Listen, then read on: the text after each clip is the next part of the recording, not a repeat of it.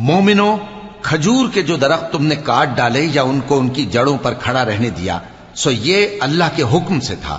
اور اس سے مقصود یہ تھا کہ وہ نافرمانوں کو رسوا کرے۔ اور اے مسلمانوں، جو مال اللہ نے اپنے پیغمبر کو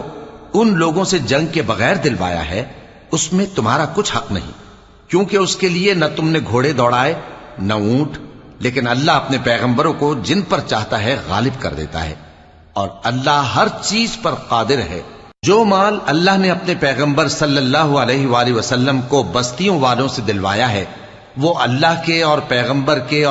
کے قرابت والوں کے اور یتیموں کے اور حاجت مندوں کے اور مسافروں کے لیے ہے، تاکہ جو لوگ تم میں دولت مند ہیں انہی کے ہاتھوں میں نہ گردش کرتا رہے، اور جو چیز تم کو پیغمبر صلی اللہ علیہ وآلہ وسلم دیں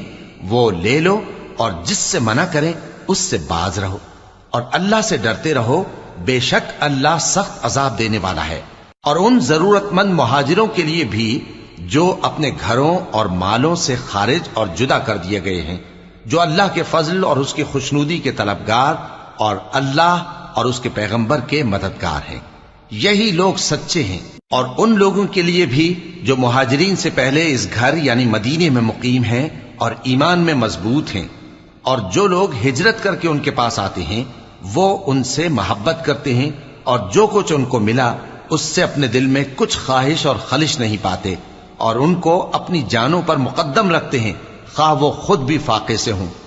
اور جو شخص خود غرضی سے بچا لیا گیا تو ایسے ہی لوگ بامراد ہیں۔ اور ان کے لیے بھی جو ان مہاجرین کے بعد آئے اور دعا کرتے ہیں کہ اے پروردگار، ہمارے اور ہمارے بھائیوں کے جو ہم سے پہلے ایمان لائے ہیں گناہ معاف فرما، اور مومنوں کی طرف سے ہمارے دل میں کینہ و حسد نہ پیدا ہونے دے، اے ہمارے پروردگار، تو بڑا شفقت کرنے والا ہے، مہربان ہے۔